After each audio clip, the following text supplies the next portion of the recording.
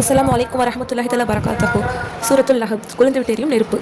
சூரத்துல் லஹபோட இறக்கப்பட்ட வரலாறு என்ன, நபி ஸல்லல்லாஹு அலைஹி வஸல்லம் அவர்களுக்கு நபி பட்டம் வந்ததுக்கப்புறம் கொஞ்சம் காலம் வரை இஸ்லாத்தை மறைமுகமாக தான் எச்சரிக்கை செஞ்சு அழைச்சிட்டு இருந்தாங்க.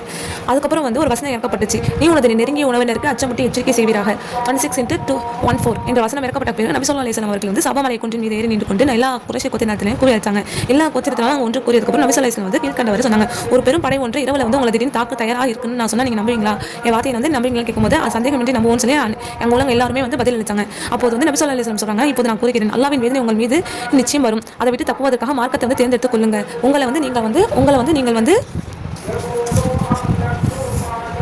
காப்பாற்றி கொள்ளுங்க அப்படின்னு சொல்லியும் வழியை சிந்தித்துக் கொள்ளுங்கன்னு சொல்றாங்க. நான் மிகவும் தெளிவாக உங்களுக்கு எச்சரிக்கை செய்கிறேன்னு சொல்லி நபி ஸல்லல்லாஹு அலைஹி வஸல்லம் சொல்றாங்க. இந்த உபதேசத்தை கேட்ட அபூ லஹப் ரொம்ப கோபம் அடைஞ்சு, உனது கரங்கள் நாசமடையட்டும், இதைத்தான் எங்களை கூவி இழைக்கிறேன்னு சொல்லிட்டு வாய்க்கு வந்ததெல்லாம் திட்டான். இந்த சந்தர்ப்பத்தை தான் இந்த அத்தியாயம் இறங்குச்சு. அது மட்டும் இல்லாம அபூ லஹபுடைய மனைவி உம்மு ஜமீல் நபி ஸல்லல்லாஹு அலைஹி வஸல்லம் செல்லக்கூடிய பாதைகள் இரவு நேரத்தில் முட்கள் பரப்பி விட்டு வந்துருவாங்க. ஏன் அப்படின்னா அதிகாலை தொழுகைக்காக செல்லும்போது நபி ஸல்லல்லாஹு அலைஹி வஸல்லம் அவர்கள் அவங்க காலை முட்கள் தைத்து கஷ்டப்பட வேண்டும் தான் அவரோட நோக்கமாவே இருந்துச்சு. அதனால அவருக்கு இந்த உலகத்துல என்ன தண்டனை கிடைச்சிச்சு அப்படின்னா அவ வச்சு இந்த விறகுகளை கட்டி சுமந்து கொண்டு விறகுகளை கட்டி அதை கொண்டுட்டு போகணும் அப்படின்னு வச்சு அவரோட ஈச்ச நாரே அவர் குரல்களை நெருக்கிடுச்சு. அதனால அவ இறந்துட்டா. இதான் அவரோட உலக தண்டனை. மறுமையில அந்த நெருப்பு கயிற்றால் கழுத்தில் சுருக்கிடப்பட்டு வேதனை செய்யப்படுவாளாம். அவளுக்கு மறு உலகத்துல தண்டனை.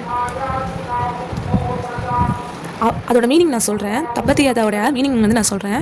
அபூ லஹபுடைய இரு கைகளும் நாசமடையட்டும், அவனும் நாசமடையவனாக. அவனது செல்வமும் அவன் சம்பாதித்தவையும் அவனுக்கு பயன் தரவில்லை. மறுமையில் குளிர்ந்து விட்டேறியும் நெருப்பில் அவன் நுழைவான். விறகு சுமப்பவளான அவனது மனைவியும் அந்நரகில் நுழைவாள். அவளது கழுத்தில் ஈச்ச நாரிலான முறுக்கேறிய கயிறுத்தான் இருக்கும். அதனால் அவளும் அழிவாள். அஸ்ஸலாமு அலைக்கும் வரஹ்மத்துல்லாஹி தஆலா பரகாத்துஹு.